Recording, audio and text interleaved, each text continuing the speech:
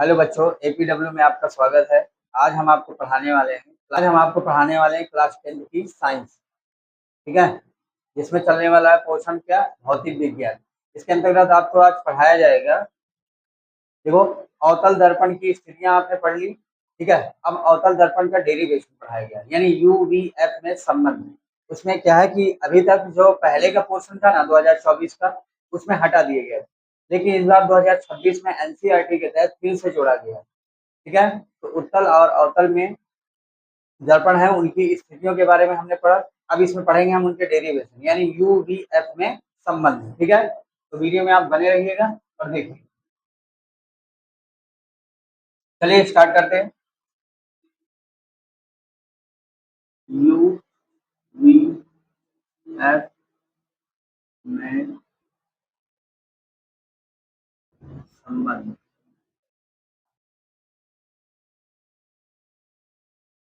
ठीक है,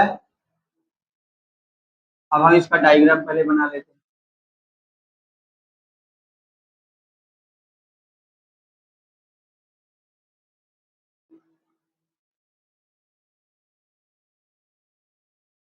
हो गया, ये एफ हो गया, ये हमारा सी हो गया। ठीक है, तो ये डायग्राम आप कई बार ये पीछे भी स्थितियों में बनाया भी गया था। जब वस्तु अनंत व वक्रता केंद्र के बीच स्थित हो तब ये डायग्राम इसमें आता है। ठीक है, याद रखना कि जब यू बी एफ का संबंध निकालना होगा तो हमको कौन सी स्थिति वाला डायग्राम इस्तेमाल करना है, जब वस्तु अनंत व वक्रता केंद्र के बीच स्थित है। यहाँ पर आप क्या कर दोगे, वस्तु को रख देना। ये वस्तु क्या करती रहेगी, दर्पण से टकराती रही सीधा, और दर्पण से टकराने के बाद कहाँ से निकलती रही है, फोकस से। कहाँ से निकलती रही, फोकस से। ठीक है, दूसरा हमें रास्ता मिल रहा था ये वक्रता केंद्र वाला, तो यहाँ से हमने क्या किया था, एक किरण को निकाल दिया। ठीक, दर्पण को अपने अनुसार जो है एडजस्ट करते रहिएगा, थोड़ा बड़ा छोटा जैसा भी है, थोड़ा वो अपने अनुसार बनाते रहिए। ये किरण जैसे आई थी वैसे ही इसको क्या किया गया था, रिटर्न किया गया था। ये स्थितियों में अच्छे से बताया गया था कि कैसे आई थी और कैसे गई थी। ये दर्पण से टकराई थी तो इसका एरो ऐसे बना देना था। ठीक है, यहाँ पर काटा था ना, यहाँ पर हमने एक हीरो बनाया था ऐसे नीचे की तरफ को बनाया था। अब इनके हमको नाम देना पड़ेगा, क्यों, क्योंकि हम इसका डेरिवेशन करने वाले हैं ना, संबंध निकालना है हमको यूवीएफ, इनका नाम देना पड़ेगा। ठीक है, इसका नाम अगर हमने दे दिया ए, इसका ऊपर वाले का नाम हमको क्या देना पड़ेगा, बी। जस्ट उल्टा प्रतिबिंब बनाता रहा है ना, तो नीचे क्या हो जाएगा, बी डैश, ऊपर क्या हो जाएगा, ए डैश। ठीक है, बात समझ पा रहे हो। दूसरा हमने क्या बनाया, यहाँ पर बन के इतना कंप्लीट किया। इसके बाद इसमें बढ़ते हैं, इसमें एक अभिलंब हमको डालना, क्या डालना, लंब डालना पड़ेगा। लंब का नाम हमको देना पड़ेगा, इसका नाम हमने दे दिया एम, और इसका नाम हमने दे दिया एन। ठीक है, ये हमने एक अभिलंब बना लिया। अब हमको पृष्ठ मानने पड़ेंगे, तो एक पृष्ठ हमने इसको ऊपर का मान लिया जेड, और नीचे का मान लिया जेड डैश। अब इनकी कहानी स्टार्ट हो जाती है। ठीक है, तो स्टार्ट करते हैं कि माना, क्या लिखना पड़ेगा हमको, पहले इसका सर्वप्रथम हमको माना लिखना पड़ेगा। क्यों, क्योंकि जब भी हम कोई डेरिवेशन करते हैं ना, तो डायग्राम हमने अपने अनुसार बनाया। उसने कहा था यूवीएफ में संबंध, उसने तो कोई डायग्राम दिया नहीं है, बनाया तो हमने अपने आप से ना डायग्राम। तो अपने आप से तुमको पहले मानना पड़ेगा कि कैसे तुमने डायग्राम बनाया है, क्या क्या उसमें लिया है, ये सारी चीजें तुम्हें बतानी पड़ेगी। तो देखो, मानते हैं कि माना माना जेड जेड डैश का एक अवतल पृष्ठ है, अवतल पृष्ठ है। ठीक है, क्या मान लिया, माना जेड जेड डैश का एक अवतल पृष्ठ है, जिस पर ध्रुव पी है, फोकस एफ है, वक्रता केंद्र सी है। माना ना हमने, तो जैसे हमने माना है उतनी सारी चीजें हमको यहाँ पर लिखना पड़ेगा। तो माना जेड जेड डैश का एक अवतल पृष्ठ है, जिसका जिसका ध्रुव पी है, वक्रता केंद्र सी है, वक्रता केंद्र सी, तथा फोकस एफ है। ठीक है, और देखो हमने क्या किया, एक एम एन क्या डाला था, अभिलंब भी डाला था ना, इसको भी लिखना पड़ेगा। ठीक है, और एम एन एक अभिलंब है, अभिलंब है बस। और हमने क्या किया, ये सारे रे डायग्राम है ना, यहाँ से तो किरणें जा रही है ना, इसलिए हम इनका नाम उल्लेखित नहीं करेंगे। खाली हमको जितने हमने मानी है, मेन मेन इंपॉर्टेंट चीजें मानी है, वही हमको यहाँ पर लिखना है। तो क्या लिखना है कि माना जेड जेड डैश का एक अवतल पृष्ठ है, रटना नहीं है, ठीक है। इसको समझो, एक बार समझ लोगे तो तुम्हें क्या है, बार बार तुम्हें याद नहीं करना पड़ेगा, नहीं तो इसकी स्थिति को ये मानना तुम्हें याद करना पड़ेगा, ठीक है। तो क्या मानोगे, माना जेड जेड डैश का एक अवतल पृष्ठ है, जिसका ध्रुव पी है, फोकस एफ है, वक्रता केंद्र सी है, तथा एम एन क्या है, एक अभिलंब, ठीक है ना, डाला ना। तो एम एन क्या है, एक अभिलंब। अब हम यहाँ से स्टार्ट करते हैं, ठीक। कब डेरिवेशन स्टार्ट होता है, तो पहला सर्वप्रथम हमको क्या लेना है, देखो एक त्रिभुज ये दिख रहा है ना, ए बी और सी। दूसरा त्रिभुज हमको दिख रहा है ए डैश बी डैश और सी, यानी इस पक्ष वाले लेफ्ट साइड वाले तुमको जितने भी अभी त्रिभुज दो दिख रहे हैं ना, एक और दो, इन्हीं को लेना है, ठीक। इधर मत जाना, अभी हमको कौन सा लेना है, पहले त्रिभुज A B C, A B और सी, ये हमने एक त्रिभुज ले लिया। और ये इसी के जैसे है, देखो है ना, इसी के जैसे, ये ऊपर की ओर बना हुआ है और ये नीचे की ओर बना हुआ है, पर ये है इसी का ना रूप, ये क्या हो जाएंगे, समरूप हो जाएंगे, ठीक है। तो त्रिभुज ए बी सी समरूप त्रिभुज ए डैश बी डैश और सी, इधर की बात कर रहे हैं, ये हो जाएगा ए डैश बी डैश सी। अब हम इसमें स्टार्ट करने वाले हैं। अच्छा, जब त्रिभुज ले लिया ना, तो सबसे पहले हम इनके क्या बराबर करेंगे, लंब बराबर कर लेंगे, ए बी और ए बी, ठीक है। हमने ले लिया ए बी, ये इसका लंब हो गया, इसका क्या होगा, ए डैश बी डैश, ये बनाना, ठीक है। अब इक्वल कराओ, इसके बराबर करवा दिया। अब हम इसके आधार बराबर कराएंगे, क्या बराबर कराएंगे, आधार। इसका आधार क्या है, ए सी, और इसका आधार क्या है, ए डैश सी, तो हमको वैसे ही रखते चले जाना, एक बार इसके लंब बराबर कराने और एक बार इसके आधार बराबर कराने, यही प्रोसेस आगे भी चलेगा, ठीक है। तो ध्यान रखना, इसका हमने लंब बराबर कराया ए बी, और नीचे क्या है, ए डैश बी डैश, तो इसके लंब बराबर हो गए। अब आधार की बारी आई, आधार इसका क्या है, ए सी। सबसे पहले इसी से स्टार्ट करना है, इससे मत कर देना, क्योंकि ये स्टार्टिंग का है ना, और ये क्या है इसके बाद का, तो पहले ये फिर ये चलेगा। तो इसका आधार क्या लेंगे, ए सी, और इसका आधार क्या है, ए डैश सी, ए डैश सी। ये हमारे पास बन गया समीकरण नंबर एक, इसको बना देते हैं समीकरण नंबर एक। अब दूसरे त्रिभुज की बारी आई, ये त्रिभुज कंप्लीट हुआ, तो अब इसको क्या कर दो, हटा दो। अब दूसरा त्रिभुज हमारे पास क्या आएगा, एक देखो बन रहा है एम एन और एफ, बन रहा है ना, और दूसरा त्रिभुज ए डैश बी डैश और एफ। हमको यहाँ पर लिखना पड़ेगा त्रिभुज एम एन एफ, जो बड़ा त्रिभुज है ना उसको पहले लेना है, जो छोटा है उसको बाद में लेना है। इसको भी समरूप कराएंगे ना, इसको कराया समरूप, तो किसके बन रहा है, ए डैश बी डैश और एफ के, तो त्रिभुज ए डैश बी डैश एफ में, ठीक है। देखो जैसे इसमें लंब बराबर किए थे ना, उसी तरह इसमें भी लंब बराबर करने पड़ेंगे हमको। इसका लंब क्या है, एम एन, इसमें भी रख दिया हमने एम एन। अपॉन में क्या रखना है, अब ये वाला त्रिभुज ले रहा है ना, ए डैश बी डैश और एफ वाला ना, इसका लंब क्या हो जाएगा, ए डैश बी डैश, इसका भी लंब रख देंगे ए डैश बी डैश, ठीक है, बराबर करवाने हैं। अब इसका आधार बराबर किए थे ना सबसे पहले, इस वाले का भी आधार लेंगे, आधार इसका क्या है, एन एफ, इसका आधार हमने ले लिया एन एफ। अपॉन में क्या लिखा है, इस वाले का आधार, छोटे वाले त्रिभुज का आधार, तो ए डैश एफ, क्या लिख देंगे, ए डैश, ये हमारे पास बन गया दूसरा समीकरण। लेकिन कंडीशन ये है कि देखो एम एन जो है ना, ये किसके बराबर हो रही है, ए बी के बराबर लग रहा है ना, है, तभी हम यहाँ पर लिखेंगे, क्योंकि एम एन किसके बराबर है, ए बी के। देखो ना, एम एन जितने में उतने में क्या है हमारा, ए बी है ना, इसे हमको दिखाने पड़ेंगे, तो क्योंकि एम एन बराबर किसके हो जाएगा, ए बी के। यहाँ मतलब कहने का मतलब ये है कि जहां एम एन रखा है ना,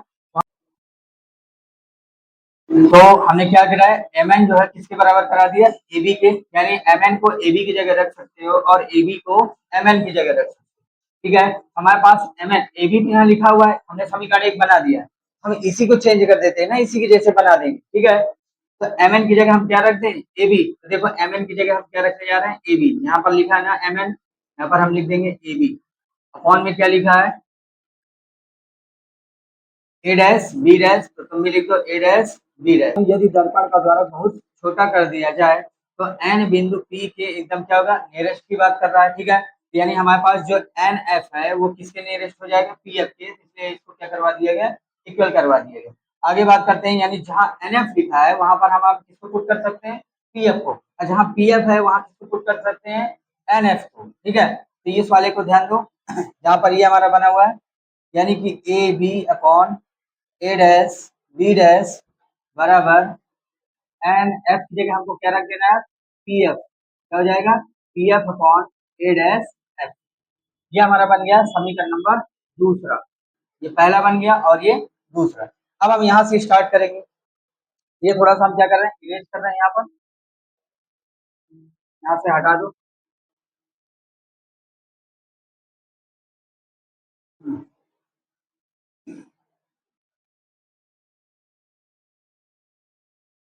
अब यहाँ से देखेंगे कि समीकरण एक व दो से, ठीक है, समीकरण एक व दो से। अच्छा देखो, अब इनकी क्या करवाना है, तुलना, तुलना करने में। और जब हम तुलना करेंगे तो देखो, A B upon A dash B dash, A B upon A dash B dash, इन दोनों यानी कि एक जैसे दिख रहे हैं ना। अब एक जैसे हैं तो ये क्या हो जाएंगे, आपस में कट जाएंगे। तो बचेगा हमारे पास क्या, ए सी upon A dash C, A C upon A dash C बराबर, ये बचा ना पोर्शन इधर का, P F upon A dash F. ये हमारे पास बच गया। बात समझ में आई? अब जब ये बचे ना तो अब हम इनका क्या निकालेंगे, डिस्टेंस। अब ये दोनों हमने तुलना करवा के निकाल लिया काट पीट कर, हमारे पास बचा इतना। अगर हमको ए सी का मतलब पता चल जाए, या पी एफ का हो जाए, या ए डैश सी का, या ए डैश एफ का, तो हमारा सोल्यूशन क्या हो जाएगा, सॉल्व हो जाएगा, यूवीएफ में संबंध निकल जाएगा। लेकिन हमको इनका पहले वैल्यू तो पता होना चाहिए कि इसको कहा क्या गया है, ए सी को क्या कहा गया है, ए डैश सी को क्या कहा गया है। ठीक है, ये जानना बहुत जरूरी है। तो अपने आप डायग्राम पर आइए, देखो ए सी इधर लिखा हुआ है ना, हमारे इस पर भी क्या लिखा हुआ है, ए सी। अब हम पी से इनका डिस्टेंस मापना स्टार्ट करेंगे। ठीक है, इधर से पी से, तो सबसे पहले यहाँ क्या लिखा हुआ है, ए सी। तो अपने डायग्राम में पहुंचो, ए किधर है, यहाँ पर, और सी किधर है, यहाँ पर। पी से जो सबसे दूर है, सबसे दूर क्या है, ए पी, और फिर क्या है, सी पी। ये दोनों बन रहे हैं ना, तो हमको क्या करना है, इन दोनों के बीच का डिस्टेंस निकालना है, ए सी के। तो ए इधर है और सी इधर है, इन दोनों के अगर बीच का हमको डिस्टेंस पता चल जाए तो हमारा यहाँ पर सोल्यूशन हो जाएगा। ठीक है, अब जैसे क्या है, ये पेन है, मार्कर है ना यहाँ पर।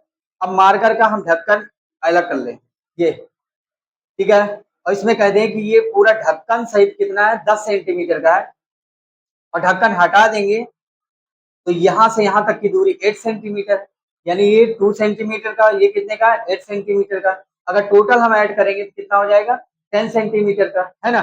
तो अगर हम कह दें ये ढक्कन को हटा दो और इसका डिस्टेंस बताओ कितना है, तो कितना बोलोगे, 8 सेंटीमीटर ना, क्यों, क्योंकि टोटल 10 सेंटीमीटर है, 2 का ये ढक्कन है ना। तो हमने क्या किया, यानी कि पूरे वाले डिस्टेंस में इतने वाले डिस्टेंस को क्या किया, माइनस किया ना, तभी हमको पता चला ना कि 8 सेंटीमीटर का है।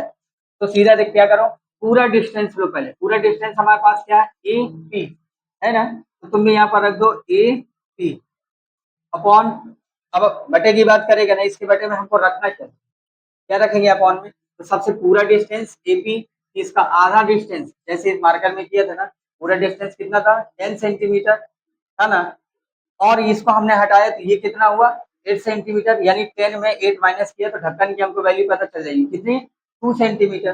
तो सेम वही प्रोसेस, पहले पूरी वाली डिस्टेंस लो, तो पूरी डिस्टेंस कितनी है, एपी, हमने रख दिया एपी। फिर इसका क्या, कितना डिस्टेंस बच रहा है, देखो सी पी बचा ना, यानी पूरा वाला ये, तो ये ढक्कन है, ये इसका हमको लिखना है, तो ये कितना बन जाएगा, सी पी, पूरा डिस्टेंस ए पी, और ये सी पी।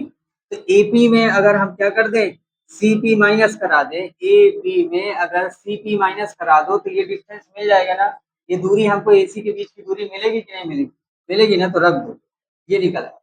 अब हमारे पास क्या होता है, A डैश C, ऐसे ही ढूंढो, A डैश ये है और C ये, यहाँ पर देखोगे कि A डैश C से C जो है P से सबसे दूर है ना, ठीक है ना, इसको हम क्या लिख देंगे, सी पी, पूरा डिस्टेंस लेंगे तो हमने रख दिया सी पी, फिर हम माइनस जैसे करते रहना, ये पूरे वाले डिस्टेंस में सी पी माइनस किए थे ना, तो ऐसे हमको पहले सी पी में ए डैश पी माइनस करना पड़ेगा, तब सी और ए डैश के बीच की दूरी हमको मिल जाएगी। हमको भी ऐसे ही कर देना, ए डैश पी, ये बना दिया। इधर पर आते हैं, इस पक्ष की बात करते हैं, तो पी एफ, पी और एफ। अच्छा, जब हमने आपको फोकस दूरी की परिभाषा लिखाई थी ना, तो वहां पर लिखा है कि ध्रुव से फोकस तक की दूरी को फोकस दूरी कहते हैं ना, तो यानी पी एफ को पी एफ ही रहने दो, क्योंकि एफ हो जाएगा उसका डायरेक्टली, ठीक है।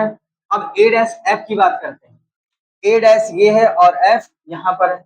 अच्छा, पी से दूरी, सबसे दूरी किसकी है, ए डैश की ना, ये हो जाएगा ए डैश पी, फिर ये दूरी घटा देंगे तो ए डैश और एफ के बीच की दूरी हमको मिल जाएगी, यानी कि फिर हमने क्या किया, पी एफ रखवा दिया, ये माइनस ए डैश पी, ए डैश पी माइनस का क्या हो जाएगा हमारे पास, पी एफ, बीच का डिस्टेंस हमें मिल गया। अब हमको इनको वैल्यू रख देना। अच्छा, एपी को क्या कहा गया है, सीपी को क्या कहा गया है, ए डैश पी को क्या कहा गया है, और पीएफ को क्या कहा गया है। अगर ये सारी वैल्यू हमको मिल जाए तो क्या हो जाएगा, सॉल्व हो जाएगा, है एकदम नियरेस्ट में पहुंच आए हैं, रखना बस है। अच्छा, एपी का अब हम वैल्यू देखेंगे कि एपी को कहा क्या गया है, तो यहाँ पर देखो बनाए दे रहे हैं, ए पी, एपी जो है ना, ए से पी, तो यहाँ पर ये क्या रखा हुआ है हमारे पास, वस्तु ना, यहाँ पर क्या हमने रखा था, वस्तु। अब वस्तु को क्या बोला जाता है, क्या बोला जाता है, यू, ठीक है ना, यानी वस्तु की दूरी क्या है हमारे पास, यू। अच्छा, अब हम बात करेंगे, यहाँ पर हमारे पास क्या बना है, प्रतिबिंब, क्योंकि काटा है ना यहाँ पर, है ना, तो हमारे पास एपी का हमने वैल्यू रख दिया। अब हमारे पास क्या है, सीपी, एक सीरियल से रखते चले ना, एपी का हो गया, सीपी की बात करते हैं, तो सी यहाँ पर है, पी यहाँ पर है ना। अच्छा, सी से पी तक की दूरी को क्या कहा जाता है, क्या कहा जाता है? देखो, जब तक तुमको डिफिनीशन नहीं आएगी ना अच्छे से, ठीक है, तब तक ये तुम इसको नहीं पकड़ पाओगे, क्योंकि एपी को क्या कहा गया नहीं पता चलेगा, यानी वस्तु कहाँ पर है, एफ से पी तक की दूरी को क्या कहा गया ये भी नहीं पता, तो ये जाके पहले क्या करो, डिफिनीशन तैयार करो, फिर इसके बाद इसको समझना, तो तुरंत समझ में आ जाएगा, समझ रहे हो। अच्छा, सीपी यानी सी से पी तक की दूरी को हम क्या कहा गया था, वक्रता त्रिज्या, क्या कहा गया था, वक्रता त्रिज्या, यानी सी से पी तक की दूरी को वक्रता त्रिज्या कहा गया। ओनली सी को क्या कहा जाता है, वक्रता केंद्र, लेकिन सी से पी की दूरी की बात करेगा तो बोलते हैं वक्रता त्रिज्या, तो सी से पी तक की दूरी को क्या कहेंगे, वक्रता त्रिज्या, आर बोल देंगे, ठीक है। अब बात देखो, सीपी यहाँ भी है, ए डैश पी, अब ए डैश पी का रखते हैं, ए डैश पी की बात करेगा तो यहाँ पर ए डैश ये है और पी इधर है, यहाँ पर हमारा क्या बनना, देखो यहाँ पर दोनों रेखाएं काट रही थी एक दूसरे को, मतलब यहाँ पर हमारा प्रतिबिंब बन रहा था, क्या बन रहा था, प्रतिबिंब। ये स्थितियों में तुम्हें बताया गया कि जहां पर काटे वहीं पर हमारा क्या बनता है, प्रतिबिंब बनता है। यहाँ पर काट रहा है ना, तो ये प्रतिबिंब जब बनेगा, अब हम इसका निकालेंगे ए डैश पी का, तो ए डैश पी को हम क्या लिख सकते हैं, वी, प्रतिबिंब की लंबाई, ये वस्तु की लंबाई हो गई, ये किसकी लंबाई हो गई, प्रतिबिंब की। अब बात करते हैं, यानी वी हमारे पास निकला है, पी एफ को क्या कहेंगे, पी एफ को, पी एफ को मैंने अभी बताया ना कि ध्रुव से फोकस तक की दूरी को फोकस दूरी कहते हैं, तो आप फोकस दूरी को एफ रख देंगे। अब वैसे सारे वैल्यू निकल आए, देखो एपी लिखा था ना, यहाँ एपी का वैल्यू मिल गया, सीपी था ना, सीपी का वैल्यू मिल गया, ए डैश पी था ना, ए डैश पी का वैल्यू मिल गया, और पीएफ था, हमने पीएफ का वैल्यू रख दिया, ए डैश पी का भी वैल्यू हमने यहाँ पर लिख दिया, ठीक है। अच्छा, अब किसके लिए कर रहे थे, अवतल के लिए ना, किसके लिए, अवतल के लिए, अवतल दर्पण के लिए सॉल्व करिए ना। अवतल दर्पण में क्या होता है कि जितने भी ये परावर्तक पृष्ठ की तरफ जितने भी डायग्राम बनते हैं, यानी जितने भी यू वी एफ आर आएंगे, सारे किसके होंगे, माइनस, ठीक है। ये परावर्तक पृष्ठ अवतल दर्पण का रूल होता है कि अवतल दर्पण में जो परावर्तक पृष्ठ की ओर जितनी भी वस्तु रखी हो, या प्रतिबिंब रखा हो, या फोकस दूरी हो, या वक्रता केंद्र हो, या वक्रता त्रिज्या हो, सब किसके होंगे, माइनस के। लेकिन दर्पण के अगर पॉलिश वाले पृष्ठ की तरफ चला जाता है, तो फिर वो किसका हो जाता है, प्लस का। ठीक है, तो जहां पर वास्तविक और उल्टा की बात करेगा वहां पर क्या होंगे, यू वी एफ सब किसके होंगे, माइनस के। तो देखो यू किसका हो जाएगा, माइनस का, आर किसका हुआ, माइनस का, क्योंकि ये सब सामने रखे हुए हैं ना। वी किसका हुआ, माइनस का, एफ किसका हुआ, माइनस। तो हमको ये वैल्यू अब पुट करानी है। एपी का वैल्यू क्या है, माइनस का यू, तो माइनस का यू रख देना है। अच्छा, पहले से माइनस लगा है तो पहले से आप भी माइनस लगा दो। सीपी का वैल्यू क्या है हमारे पास, सीपी का वैल्यू माइनस का आर, तो माइनस, ये माइनस का है ना, पहले से माइनस लिखा हुआ है, माइनस माइनस का प्लस, ये हो जाएगा प्लस का आर। ध्यान रखना देखो पहले से माइनस था ना, और सीपी का वैल्यू क्या है, माइनस का, तो माइनस माइनस का क्या हुआ, प्लस। तो नीचे बात करते हैं, सीपी, सीपी का वैल्यू क्या है, माइनस का आर, तो फिर से आप माइनस का क्या रख दोगे, आर, फिर माइनस लगा है, माइनस लगा दो। अच्छा, ए डैश पी में क्या है, ए डैश पी का वैल्यू क्या है, माइनस का वी, तो माइनस और माइनस क्या हो जाएंगे, प्लस, यानी प्लस का हमने क्या रखवा दिया, वी। आगे फिर बात करेंगे, पी एफ को क्या कहा गया है, माइनस का एफ, तो यहाँ रख देंगे माइनस का एफ। ठीक, फिर यहाँ देखेंगे ए डैश पी, क्या लिखा हुआ हमारे पास, ए डैश पी, ए डैश पी की वैल्यू कितनी है, माइनस की वी, तो माइनस का वी रखेंगे। फिर माइनस लिखा है, माइनस राइट कर दो। पी एफ को क्या कहा गया, माइनस का एफ, तो माइनस माइनस का क्या हो जाएगा, प्लस, यानी प्लस का एफ। ये हमारे पास मिल चुका है ना। अब हम इसका क्या कराएंगे, क्रॉस मल्टीप्लाई करवा दें ऐसे। ठीक है, तो चलिए थोड़ा सा इधर का इरेज कर दें। हाँ,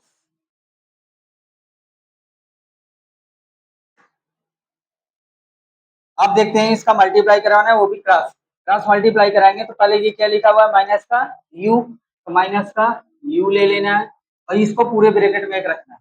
ये हो जाएगा माइनस का वी और प्लस का एफ। बात समझ में आ रही है ना, इसका एक पक्ष लेना, इसका पूरा लेना।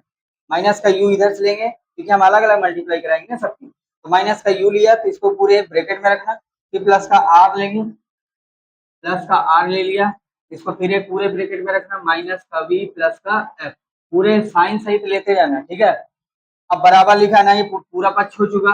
अब इधर की बात करेंगे, माइनस का एफ, और इसको ब्रैकेट में लिखना है माइनस आर प्लस का वी, माइनस का एफ और हो जाएगा माइनस का आर प्लस का वी। ये हमारे पास हो गया, बन गया ना मल्टीप्लाई करना। अब इसका करो माइनस माइनस का प्लस, यहाँ पर हो जाएगा यू वी। ठीक है ना, फिर माइनस प्लस का माइनस, ये हो जाएगा यू एफ हुआ। फिर बात करते हैं प्लस माइनस का माइनस, ये हो जाएगा आर वी हुआ ना। फिर ये प्लस प्लस का प्लस, ये हो जाएगा प्लस आर एफ। आगे बढ़ते हैं, ये बराबर लगा दो, माइनस माइनस का प्लस, ये हो जाएगा हमारे पास आर एफ। माइनस प्लस का क्या होता है, माइनस, ये रख देंगे एफ वी। ठीक है ना, ये ध्यान रखना, माइनस प्लस प्लस माइनस का साइन कहीं भी गलत ना होने पाए, नहीं तो आएगा नहीं। अब हम आगे बात करते हैं, देखो अब हम हमारे पास देखो u है, v है, f है, r है। देखिए r, देखो यहाँ पर भी r है, r v है, यहाँ पर r f है, यहाँ पर r f है ना। ये r v अलग दिख रहा है, अलग दिख रहा है ना, बाकी तो सब सेम सेम दिख रहा है, लेकिन ये r v का कोई पेयर बन रहा है क्या, कोई जोड़ा दिख रहा है क्या r v का, नहीं ना।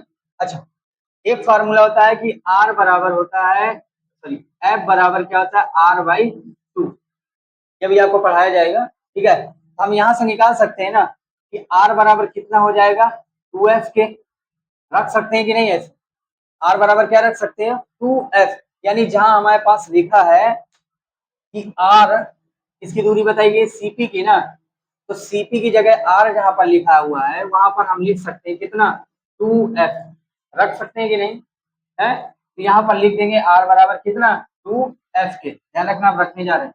ये हो जाएगा u v। अच्छा, एक चीज और गौर किए, ये आर एफ इधर प्लस का है ना, आर एफ इधर भी प्लस का है, तो ये आपस में एक जैसे दिख रहा है ना, है इक्वल है ना आपस में, ये क्या हो जाएंगे, कैंसिल हो जाएंगे।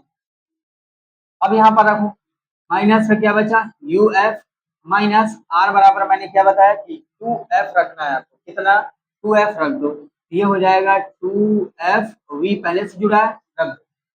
इधर क्या बचा, माइनस का एफ वी बचा, नहीं इधर है दूसरे वाले पक्ष में, ये माइनस का है ना, इसको उठा के इधर को ले आओ, प्लस का हो जाएगा। ये कितना हो गया, यू वी माइनस का यू एफ, इधर माइनस का पहले से टू एफ वी, ये इधर आएगा किसका हो जाएगा, प्लस का ना, ये प्लस का रख देंगे हमारे पास एफ वी बराबर किसके करा देंगे, जीरो। ठीक है ना, इसके करा दिया जीरो के। अब ये टू एफ वी में एफ वी क्या कराएंगे, माइनस करा देंगे, ये हो जाएगा यू वी माइनस का यू एफ, माइनस कराएंगे ना कितना बचेगा, एफ बी, वो भी माइनस का ना, क्योंकि प्लस के साइन क्या है, कम है, और माइनस के साइन क्या है, ज्यादा है, इसलिए हम किसका रखेंगे, माइनस का एफ बी बराबर क्या लिखा हुआ है, जीरो के, तो जीरो के करा देंगे।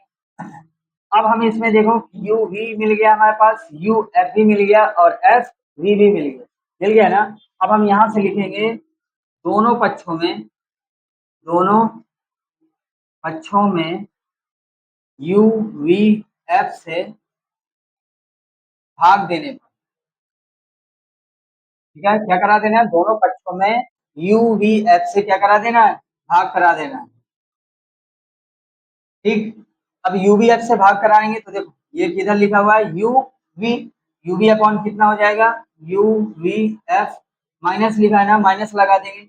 ये कितना लिखा है हमारे पास, यू एफ अपॉन में क्या लिख देना है, यू वी एफ, फिर माइनस लिखा है ना, माइनस लिख दो एफ वी, इसके अपॉन में क्या रखना है, यू वी एफ, यहाँ जीरो है तो जीरो को भी बटे लिखना पड़ेगा ना, यू वी एफ, दोनों पक्षों में करवा दिया ना। अच्छा, यू बी से यू बी को कैंसिल कर दो, यू एफ से यू एफ को कैंसिल कर दो, एफ बी को एफ बी से कैंसिल कर दो, और ये पक्ष क्या हो जाएगा, पूरा जीरो पे। इधर बचेगा क्या हमारे पास, एक बटे एफ, एक बटे एफ, यहाँ माइनस का एक बटे वी बचा ना, इधर बचेगा माइनस का एक बटे यू, इधर के क्या हो जाएगा, जीरो, हुआ ना। अच्छा, ये दोनों किसके हैं, माइनस के ना, तो इसको जीरो की तरफ ले जाओ, ये प्लस का है तो इसको इधर ही रखो, ये हो जाएगा वन अपॉन एफ, ये जब उधर जाएंगे ना तो कितना बच जाएगा, वन अपॉन वी प्लस का वन अपॉन यू, यही तो हमको प्रूव करना है, आया ना। अब ये होगा यू वी एफ में संबंध जो होगा तो इसका फार्मूला क्या बनेगा, यानी अवतल दर्पण के जब फार्मूले की बात की जाए कि अवतल दर्पण का फार्मूला क्या होता है, तो ये होता है one upon F is equal one upon V plus का वन अपॉन यू। ठीक है, बस समझ में आए, और यहीं से देखो डिसाइड हो जाता है कि वी किसका होगा और यू किसका होगा। देखो हमने बताया ना, जितने भी अवतल दर्पण में परावर्तक पृष्ठ की तरफ जितने भी डायग्राम बनते हैं, यानी यू है चाहे वी है चाहे एफ है चाहे सी है, वो सारे किसके होंगे, माइनस के। जब वो बात करेगा दर्पण के दूसरी ओर की तब आपको रखना है प्लस का, वरना सारे किसके रखने हैं, माइनस के। ठीक है।